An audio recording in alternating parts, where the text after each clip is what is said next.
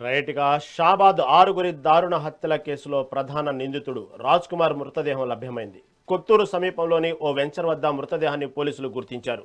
స్థానికులు డైల్ 100 ద్వారా సమాచారం అందించడంతో పోలీసులు అక్కడికి చేరుకొని పరిశీలించారు. రాజ్ కుమార్ మృతదేహం పక్కన పాయిజన్ బాటిల్ లభ్యం కావడంతో అతను ఆత్మహత్య చేసుకున్నట్లు అనుమానిస్తున్నారు. 3 రోజుల క్రితం ఆరుగురిని దారుణంగా హత్య చేసినప్పటి నుంచి పరారీలో ఉన్న నిందితుడు ఇలా శవమై తేలడంతో ఈ కేసులో కీలక మలుపు చోటు చేసుకుంది.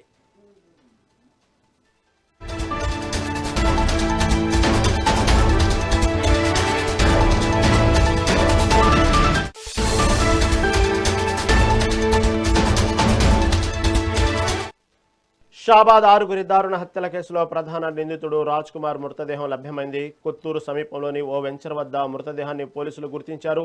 దీని గురించి మరింత సమాచారం మా ప్రతినిధి రామకొండ అందిస్తారు.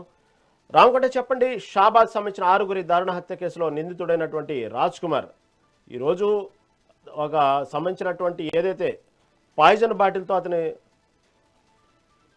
మృతదేహం లభ్యమైనట్లు అర్థమవుతా ఉంది. కాబట్టి ఇక్కడ అనేక అనుమానాలు తావిస్తూ ఉన్నారు. అసలు వాస్తవాలేంది?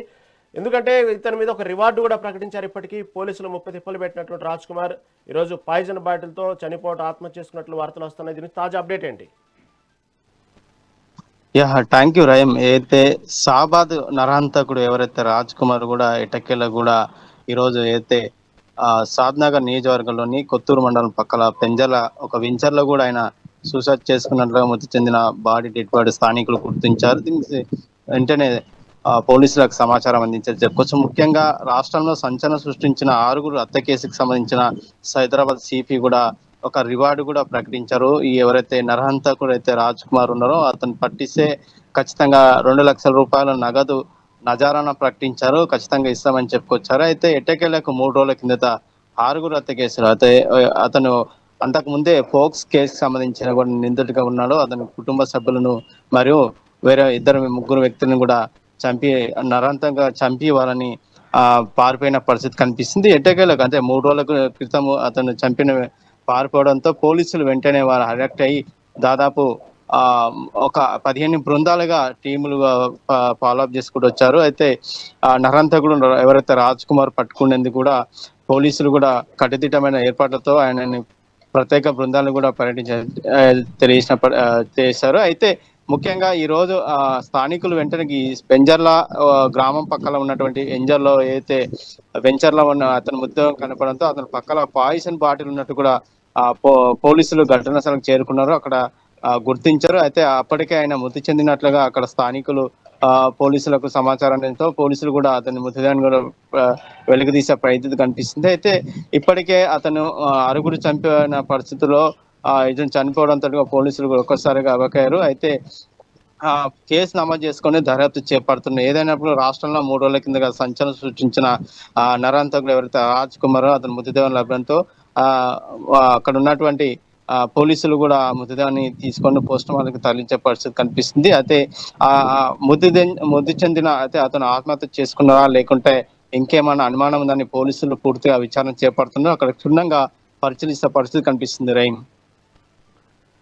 Right Ramakonda, right, thank you for update.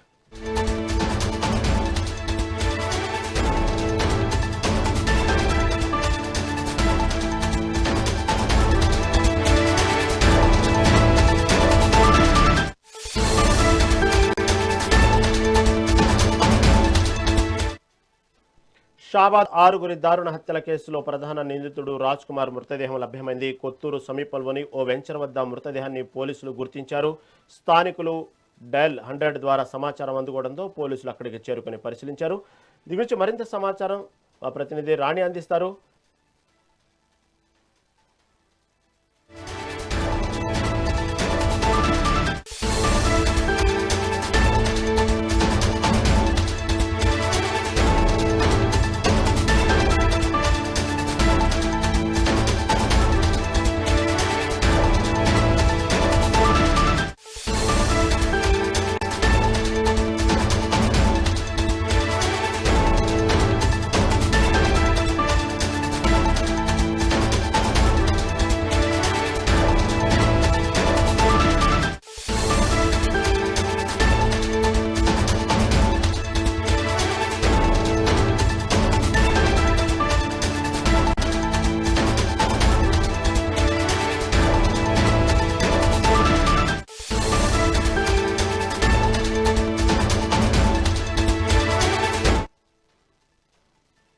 Shabad ఆరుగురి దారుణ హత్య కేసులో ప్రధాన నిందితుడు రాజ్ కుమార్ మృతదేహం లభ్యమైంది. కొత్తూరు సమీపంలోని ఓ వెంచర్ వద్ద మృతదేహాన్ని పోలీసులు గుర్తించారు.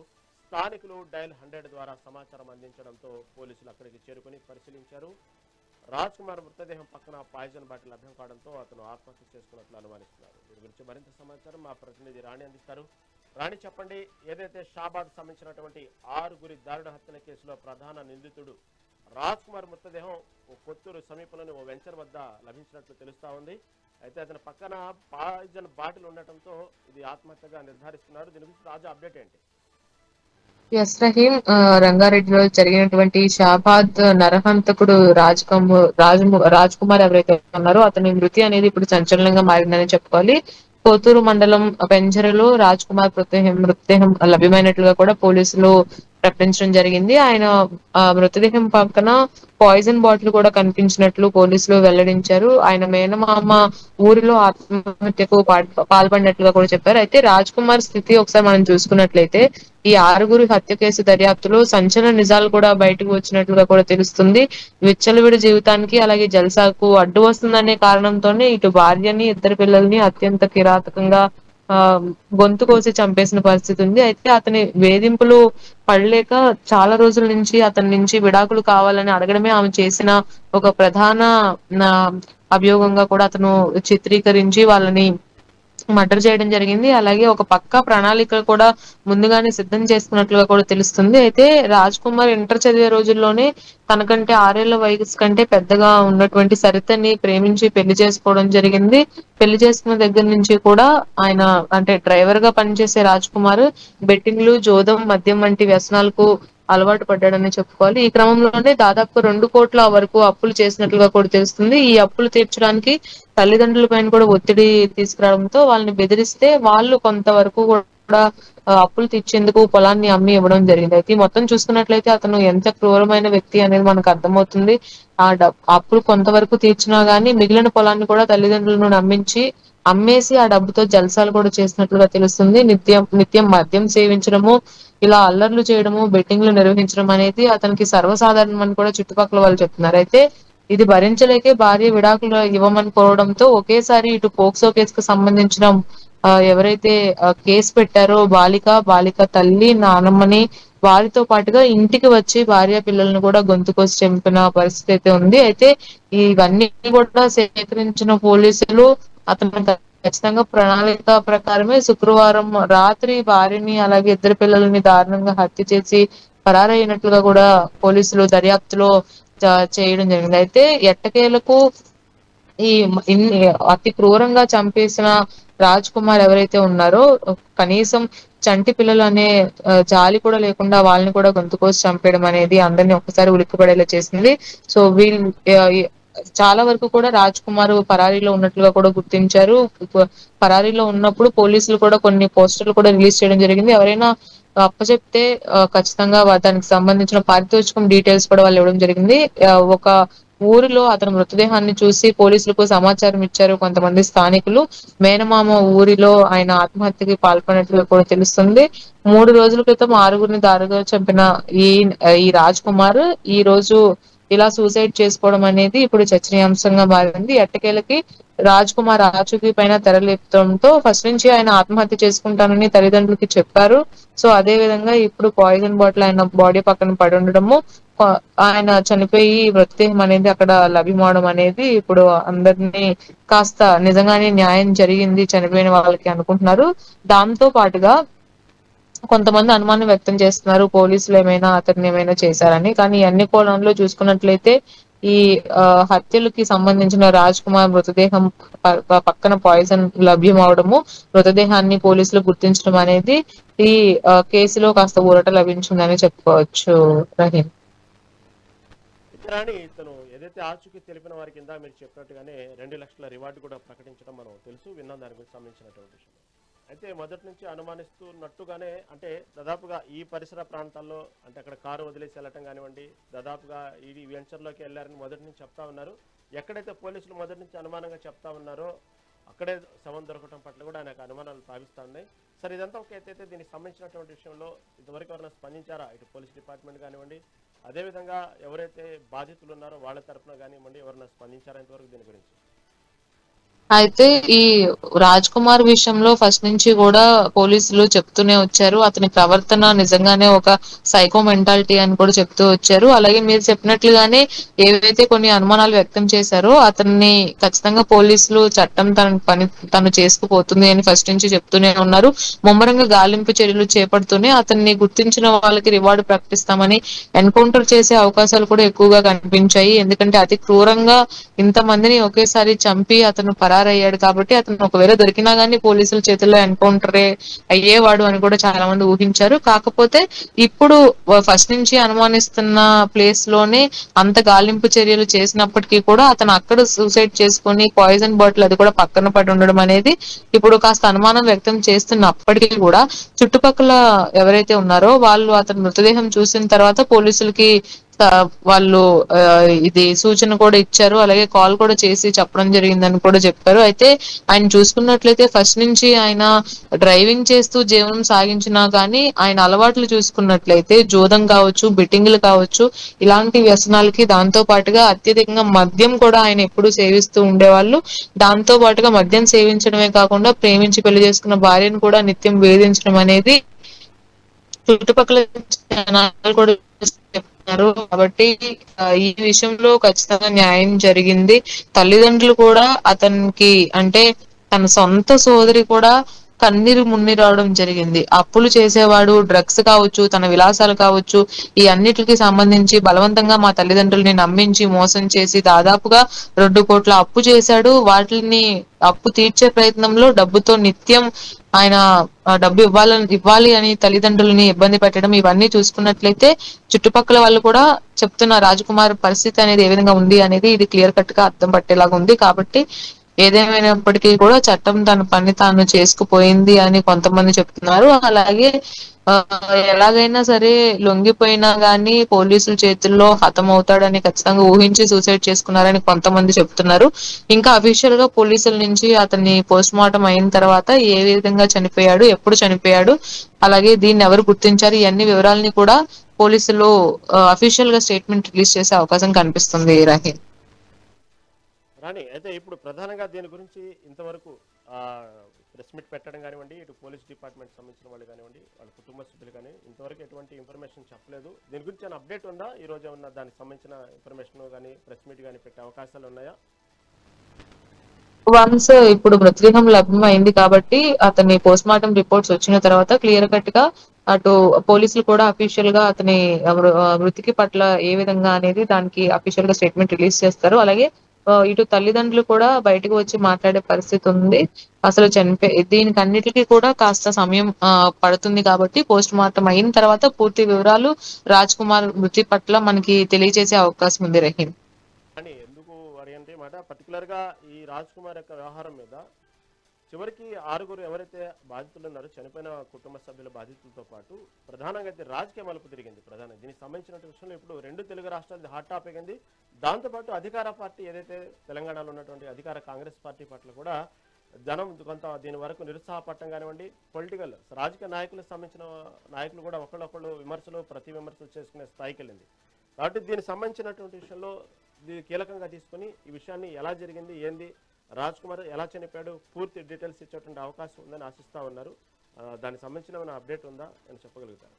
ఎస్ రహీం, మీరు చెప్పినట్లయితే ఒకే వ్యక్తి 6 ఇలా అతి క్రూరంగా చంపి పరారీ అయినప్పుడు దాదాపుగా 3 రోజులు గడుస్తున్నా గానీ అతను ఆచూకీ పట్టుకోలేకపోవడము ఇటు పోలీసు వ్యవస్థతో పాటు అధికార యంత్రాంగాన్ని కూడా తప్పుపడుతూ అటు ప్రతిపక్షాలు కూడా తీవ్ర విమర్శలు చేసిన పరిస్థితి ఉంది. ఇటు రాజకీయంగా అతనికి అంటే అతను డ్రగ్స్ కావచ్చు, అలాగే అతన్ని అంటే ఒక పోక్సో కేసులో అరెస్ట్ చేసిన వ్యక్తిని జైలు నుంచి బయటికి ఎలా పంపించారు, బయటికి పంపించిన తర్వాత కూడా అతను మెంటల్ స్టేటస్ కానీ ఇవన్నీ కూడా తెలుసుకోకుండా బయటికి ఎందుకు పంపించారు అనే కోణంలో కూడా చాలా మంది అడిగిన పరిస్థితి అయితే ఉంది. అలాగే ఇప్పుడు ఉంటున్న గవర్నమెంట్ ను కూడా ఇప్పుడు బీఆర్ఎస్ కావచ్చు, బీఆర్ఎస్ తరపు నుంచి అందరూ కూడా కొన్ని ఇబ్బందికరమైన అంశాలని లేవనెత్తడం జరిగింది. అయితే దీంతో ఒక్కసారిగా ఒక సామాన్య అంటే ఇది మామూలు విషయం కాదు.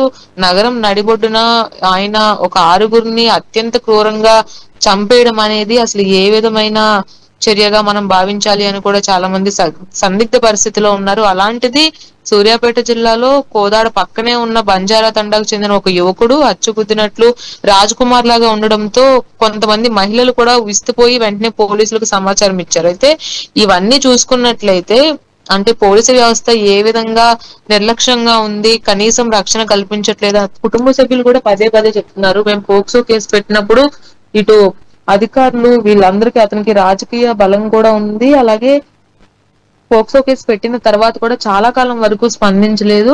అలాగే వెంటనే ఎలా రిలీజ్ చేస్తారు అంటే దాదాపు ఒక నెల 15 రోజుల్లోనే పోక్సో కేసు నిందితుడిని బెయిల్ పైన బయటకు తీసుకురావడము, అతను మెంటల్ స్టేటస్ ను కూడా అసలు పరీక్షించలేదా అనే కోణంలో కూడా కొన్ని ప్రశ్నలు లేవనెత్తాయి. అయితే హత్యలు జరిగిన 2 రోజులు కావస్తున్నా గానీ నిందితుడిని ఆచూకీ పట్టుకోలేకపోవడంతో లా అండ్ ఆర్డర్ పై కూడా కొన్ని విమర్శలు రావడం జరిగాయి రహీం. సో దీంతో అంటే ఇప్పుడు రాజ్ కుమార్ మృతి పట్ల ఇప్పుడు అతను శవం లభించడము, అలాగే దీన్ని సీరియస్ గా తీసుకున్నారు, ఈ కోణంలోనే విచారించారు, అలాగే పోలీసులే ఇతన్ని హతమార్చారు అని కూడా ఇప్పుడు చెప్తున్న పరిస్థితి. కాబట్టి ఎన్ని అనుమానాలు ఉన్నప్పటికీ కూడా రాజకీయ వేడి కూడా ఈ హత్యలకు సంబంధించి అంటే నగరంలో ఉన్నటువంటి కొన్ని పరిస్థితులు అంటే ఒక వ్యక్తి ఆరుగురిని చంపే అంత సులువుగా ఇప్పుడు చట్టం అనేది తన పని తాను చేసుకుంటుంది. అంటే కాబట్టి ఆలోచించుకోవచ్చు, రక్షణ వ్యవస్థ కావచ్చు, హైదరాబాద్ లో ప్రత్యేకించి ఏ విధమైనటువంటి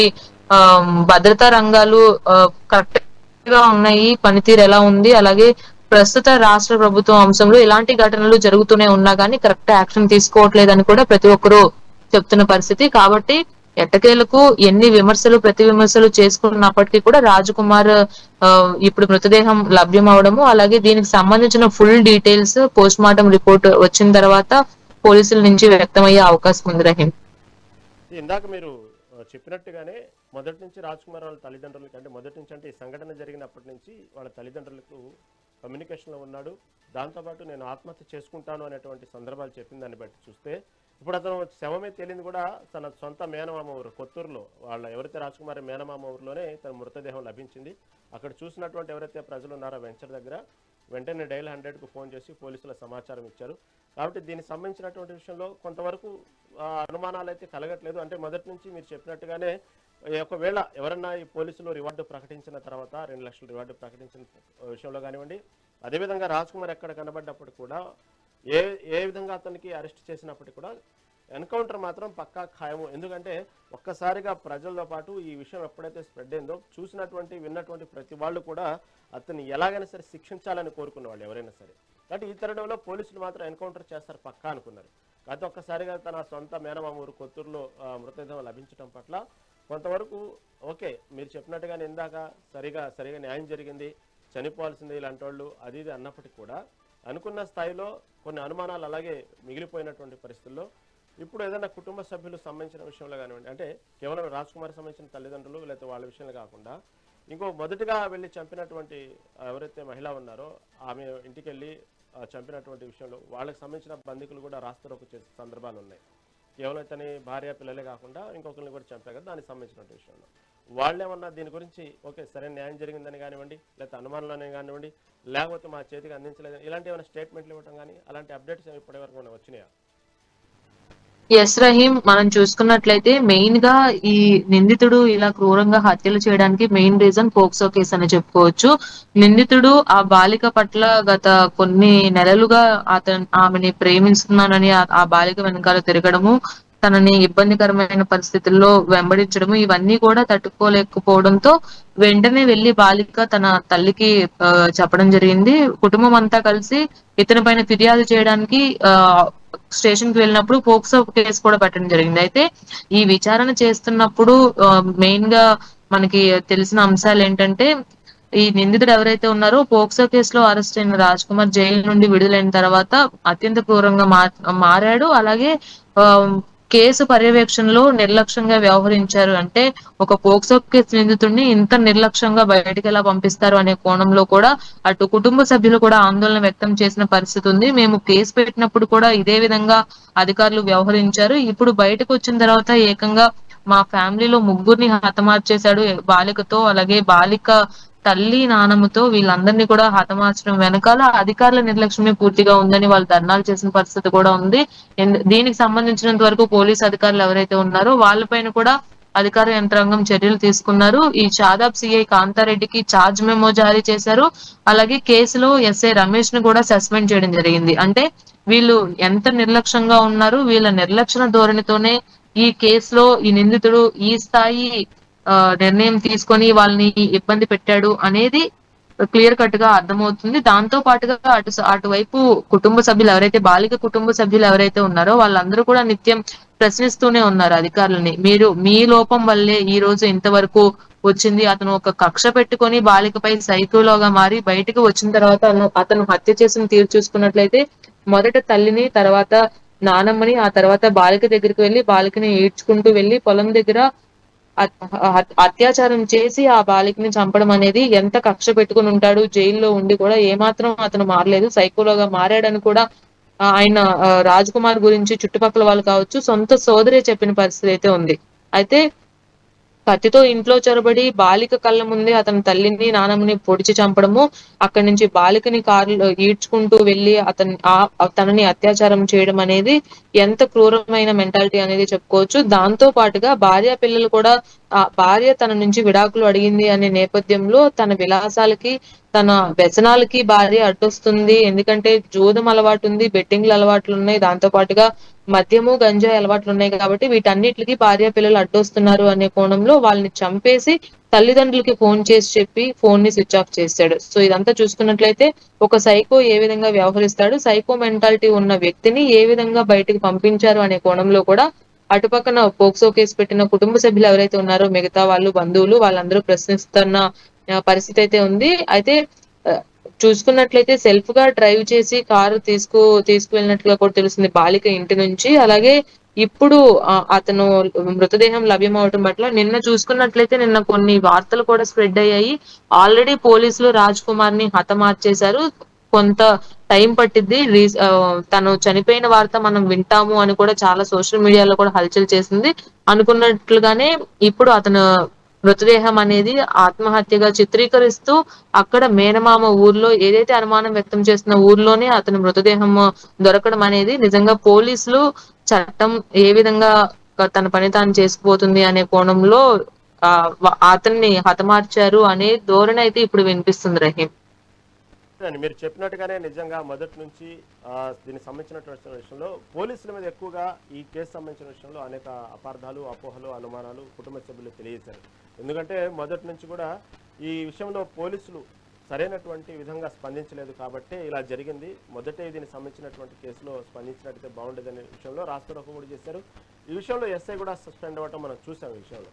అయితే ఇక్కడ మీరు చెప్పినట్టుగానే ఖచ్చితంగా ఈ వార్తలు స్ప్రెడ్ అని కంపల్సరీగా అతని ఎందుకంటే ఏదైతే అతను కారు దొరికింది ఈ పరిసర ప్రాంతాల్లో ఎల్లుంటాడు అనేటువంటి విషయాన్ని పోలీసులే లీక్ చేయటం, దాంతోపాటు రివార్డు ప్రకటించడం, దాంతోపాటు దానికి సంబంధించినటువంటి విషయంలో పోలీసుల యొక్క చేసినటువంటి ఏదైతే తప్పిదాలు ఉన్నాయో ఈ కేసు విషయంలో సరిగా పట్టించుకున్నట్టు ఎస్ఐ ఎవరైనా ఉన్నారో అవన్నీ కూడా ఆ టాపిక్ని సైడ్ ట్రాక్ తీసుకెళ్ళి జరిగిన విషయాన్ని దాన్ని కూల్ చేయడం అంటే చల్లార్చడం, జరిగినటువంటి పరిస్థితిని చల్లార్చడం, ఇవన్నీ చూస్తామంటే పోలీస్ డిపార్ట్మెంట్ వచ్చినటువంటి ఏదైతే అపోహలు ఉన్నాయో ఇవన్నీ తొలగించడానికి, దాంతోపాటు కుటుంబం మీద కూడా. ఎందుకంటే నిన్న ప్రతి ప్రెస్ మీట్లో ఇదే ప్రతిపక్ష పార్టీలు పెట్టిన ప్రతి ప్రెస్ మీట్లో ఇదే ప్రస్తావన. ఈవెన్ నిన్న ప్రెస్ మీట్లో కూడా పక్క రాష్ట్రాల సీఎంలు కూడా స్పందిస్తున్నారు, కానీ రాజ్ కుమార్ సంబంధించినటువంటి విషయంలో కేసులో సీఎం రేవంత్ రెడ్డి మాత్రం స్పందించట్లేదంటూ కూడా నిన్న ప్రతిపక్షాలు చెప్పినటువంటి అనేక సభల్లో మనం విన్నాం. ఓవరాల్గా తరుణంలో ఇటు ప్రభుత్వానికి కానివ్వండి, ఇటు పక్క అధికారులకు కానివ్వండి, ఇది ఒక పెద్ద తలనొప్పిగా మారిన కేసు. అప్రతిష్ట పాలయ్యేటువంటి పరిస్థితుల నేపథ్యంలో మీరు చెప్పినట్టుగానే ఇది సమాచారం పక్కాగా చనిపోతారు అనేటువంటి వాస్తవంగా వైరల్ అయింది మీరు చెప్పిన సోషల్ మీడియాలో. సరే, ఇదంతా ఒక ఎత్తైతే ప్రస్తుతానికి ఇప్పుడు పోలీస్ డిపార్ట్మెంట్ సంబంధించిన విషయంలో ఎస్ఐ కూడా సస్పెండ్ అవ్వడం జరిగింది కాబట్టి దీన్ని ప్రస్తుతం ఈ కేసు సంబంధించిన అప్డేట్ చూసుకుంటే మీరు చెప్పినట్టుగా పోస్ట్ మార్టం రిపోర్ట్ వచ్చిన తర్వాతే అనేక విషయాలు తేలేలా కనబడతా ఉన్నాయి. ఓవరాల్గా ఈ రాజ్ కుమార్ జరిగినటువంటి ఏదైతే మొత్తం ఓవరాల్ ఎపిసోడ్లో సభ్య సమాజం దీని గురించి ఏం తెలుసుకుంది అనే విషయానికి వచ్చేటప్పటికి అనేక సోషల్ మీడియాలో మనం చూస్తూ ఉన్నాం. ఈ విధంగా సైకో ప్రవర్తన కానివ్వండి, ఈ విధంగా చూస్తున్నప్పుడు చిన్నపిల్లల్ని చంపడానికి అతని చేతులు ఎలా వచ్చినాయి అనేటువంటి విషయాలు కొన్ని చూస్తుంటే మాత్రం వాస్తవం గుండె తరుక్కుపోతా ఉంది. ఆ చిన్నపిల్లల్ని ఎలా చంపారు చెప్పగలిగాడనేటువంటి విషయాన్ని ఇవన్నీ చూస్తున్న తరుణంలో సమాజంలో ఉన్నటువంటి పరిస్థితుల్ని బట్టి కొంతమంది ఇప్పుడే విశ్లేషకులు మనస్తత్వాలు సైకోయిజం దాంతోపాటు ఒక నేర ప్రవృత్తి ఎలా అలవాటైద్ది అనేటువంటి విషయాన్ని కూడా ఇప్పుడు అనేక విషయాలు తెలుస్తూ ఉన్నాం. వరగా దీనికి సంబంధించి ఫైనల్గా పోలీస్ డిపార్ట్మెంట్ ఇంతవరకు స్పందించలేదు. స్పందిస్తారనే వార్తలు వస్తూ ఉన్నాయి. మీరు చెప్పినట్టుగానే సంబంధించినటువంటి ఏదైతే మెడికల్ రిపోర్ట్ ఆధారంగా పోస్ట్ మార్టం రిపోర్ట్ ఆధారంగానే ఈ విషయాన్ని ఆత్మహత్యగా వచ్చేటువంటి విషయాలు కనబడేటువంటి ఆస్కారం కనబడుతోంది. ఎందుకంటే పక్కన పాయిజన్ బాటిల్ ఉంది కాబట్టి. దీనికి ఓవరాల్గా చూసుకుంటే ప్రస్తుతానికి ఇప్పుడు ఉన్నటువంటి సమాచారాన్ని బట్టి ఆత్మహత్యగానే చెప్తా ఉన్నారు. మీతో మాట్లాడుతున్నప్పటి నుంచి మీతో ఈ సంబంధించినటువంటి విశ్లేషణ దీనికి సంబంధించినటువంటి దాని నుంచి మళ్ళీ అడుగుతున్న సందర్భంలో అనేక విజువల్స్ వస్తూ ఉన్నాయి, మనకి డిస్ప్లే అవుతూ ఉన్నాయి. ఓవరాల్గా అక్కడ వస్తున్నటువంటి వీడియోలు విజువల్స్ ఫోటోలని బట్టి అయితే అది ఆత్మహత్యగానే అతను పొలంలో పక్కన బాటిల్ కనబడతా ఉంది. దాన్ని బట్టి ఆత్మహత్యగానే చెప్పుకోవడానికి ఆస్కారం అయితే ఎక్కువగా కనబడతా ఉంది. కాబట్టి ఈ విషయంలో ఫైనల్గా ఈ రోజు ఏమైనా ప్రెస్ మీట్ పెట్టే అవకాశం ఉందారని? ఎస్ రహీం, ఇప్పుడు మనం చూసుకున్నట్లయితే పోలీసుల నిర్లక్ష్యం అనేది ఖచ్చితంగా ఉందని చెప్పుకోవాలి. ఎందుకంటే నగరంలో ఇది కొత్తేమీ కాదు. హత్యల సంఖ్య ఇతను చేసింది 6 కావచ్చు, కానీ నగరంలో మనం చూసుకున్నట్లయితే ఇలా డ్రగ్స్ తీసుకోవడము, నిత్యం ఆడపిల్లల్ని వేధించడము, మైనర్లు మేజర్లు అనే తేడా లేకుండా హైదరాబాద్ చుట్టుపక్కల ప్రాంతాలు, మెయిన్ గా ఐటీ కారిడార్ అన్నటువంటి గచ్చిబౌలి అలాగే హైటెక్ సిటీల సమీపంలో ఒకసారి చూసుకున్నట్లయితే రాత్రి 12 దాటిన తర్వాత ఏ విధంగా ఆకతాయిలు రెచ్చిపోతున్నారు. రీసెంట్ గా సిపి సుమతి చేసిన ఒక గ్రౌండ్ రిపోర్ట్ ఆధారంగా చూసుకున్నట్లయితే ఆకతాయిలు రెచ్చిపోతున్న తీరు అనేది నిజంగా ఆడపిల్లలకి హైదరాబాద్ అనేది క్షేమమేనా అనే ఒక పెద్ద క్వశ్చన్ మార్క్ అయితే మనకి ప్రతిరోజు వింటూనే ఉన్నాము. కానీ ఇప్పుడు అదే కోణంలో ఇతను రాజ్ కుమార్ చేసిన కొన్ని అంశాలు చూసుకున్నట్లయితే కుటుంబాన్ని బాధిస్తున్నాడు, బయట ఉన్న ఒక మైనర్ బాలికని వేధించడం జరిగింది. దానికి సంబంధించినంత వరకు శిక్ష పడితే ఆ శిక్ష నుంచి కూడా బయటకు వచ్చి మరి కక్ష పెట్టుకొని ఒక సైకోలాగా మారి మొత్తం కుటుంబ సభ్యులని అటు కేసు పెట్టిన వాళ్ళని చంపేసిన వైనం అయితే మనకి కనిపిస్తుంది. అయితే ప్రత్యేకించి చూసుకున్నట్లయితే 10 ప్రత్యేక బృందాలతో అతని కోసం 12 బృందాలుగా కూడా ఏర్పడి విస్తరించి అతన్ని గాలింపు చర్యలు చేశారు. నిందితుడిని రాష్ట్రం దాటి పరారై ఉండే అవకాశం కూడా లేదు అని కూడా వాళ్ళు చెప్పడం జరిగింది. అలాగే అతని ఆచూకీ కోసం సాంకేతిక ఆధారాలతో పాటు క్షేత్రస్థాయిలో కూడా ముమ్మరంగా గాలించడం జరిగింది. కానీ దర్యాప్తులో భాగంగా రాజ్ కుమార్ హత్యల అనంతరం మనం క్లియర్ గా చూసుకున్నట్లయితే కారులో పారిపోయినట్లుగా పోలీసులు ఫస్ట్ గుర్తించారు. అయితే ఈ చేగూరు సమీపానికి ఎక్కడైతే చేరుకున్నాడో అక్కడికి చేరుకునే టైంకి కారులో పెట్రోల్ అయిపోవడం వలన వాహనాన్ని అక్కడ వదిలేసి కాలినడకన తిమ్మాపూర్ రైల్వే ట్రాక్ వైపు వెళ్ళినట్లుగా కూడా గుర్తించారు. అయితే ఇదంతా గుర్తించినప్పుడు సీసీటీవీ ఫుటేజ్ ఆధారంగా కాలినడకన ఒక వ్యక్తి ఎంతవరకు వెళ్ళాడు అనే కోణంలో నిజంగానే పోలీసులు గుర్తించలేదా, నిజంగానే అతను రైలు కింద పడి ఆత్మహత్య చేసుకునేందుకు ప్రయత్నించాడా లేదంటే అని కూడా కోణంలో విచారించినప్పుడు అతను ఆ రైల్వే ట్రాక్ పై నడిచిన వైనం చూసుకున్నట్లయితే అక్కడ ఆత్మహత్యకు పాల్పడినట్లుగా ప్రయత్నించినా గానీ చివరి క్షణంలో వెనక్కి తగ్గి అక్కడి నుంచి పరారైనట్లు కూడా పోలీసులు అనుమానించడం జరిగింది. అలాగే అతను ఒక పక్కా ప్రణాళికతో వ్యవహరించినట్లుగా కూడా తెలుస్తుంది. ఒక క్రిమినల్ అది కూడా జైలు నుంచి బయటకు వచ్చి 3 మొబైల్ ఫోన్లని అలాగే 12కు పైగా సిమ్ కార్డులను కూడా అతను దగ్గర లభించడం అనేది ఇప్పుడు చర్చనీయాంశంగా మారింది. ఒక జైల్లో ఉన్న వ్యక్తి ఇంత పక్కా ప్రణాళికతో ఏ విధంగా చేశాడు అంటే దీనంతా చూసుకున్నట్లయితే ఖచ్చితంగా పోలీసుల నిర్లక్ష్యం అయితే ఖచ్చితంగా ఉంటుంది. పెట్రోలింగ్ చేస్తున్నారు అని చెప్తున్నారు కానీ 12 దాటితే ఏ పెట్రోలింగ్ వెహికల్ కూడా హైదరాబాద్ నగర శివార్లో కనిపించని పరిస్థితి అయితే ఇప్పుడు ఉందనే చెప్పుకోవాలి. గతంలో చూసుకున్నట్లయితే కేసీఆర్ ప్రభుత్వం ఉన్నప్పుడు 12 దాటిన తర్వాత నుంచి మార్నింగ్ 6 వరకు ఈ నైట్ షిఫ్ట్ చేసే వాళ్ళు ఎక్కువగా రోడ్ల పైన తిరుగుతూ ఉంటారు. అలాగే ఈ జూబ్లీ హిల్స్ ఏరియాలో గచ్చిబౌలి అలాగే హైటెక్ సిటీ ఏరియాలో ఇక్కడ ఈ లాగౌట్ల టైం కూడా నైట్ షిఫ్ట్లు చేసే వాళ్ళకి తెల్లవారుజామున వస్తారు కాబట్టి ఆ టైంలో ఎక్కువగా ఇబ్బందికరమైన వాతావరణం ఆడపిల్లలకి కలుగుతుంది అనే నేపథ్యంలో కేసీఆర్ ప్రభుత్వం ఉన్నప్పుడు నిత్యం పెట్రోలింగ్ అనేది జరుగుతూ ఉండేది. కానీ ఇప్పుడు ఎక్కడా కూడా పెట్రోలింగ్ వెహికల్స్ కనిపించుకోవడం అనేది అధికారుల నిర్లక్ష్యంగా భావించవచ్చు. రహీం. రైట్ రైట్ రండి right thank you for update.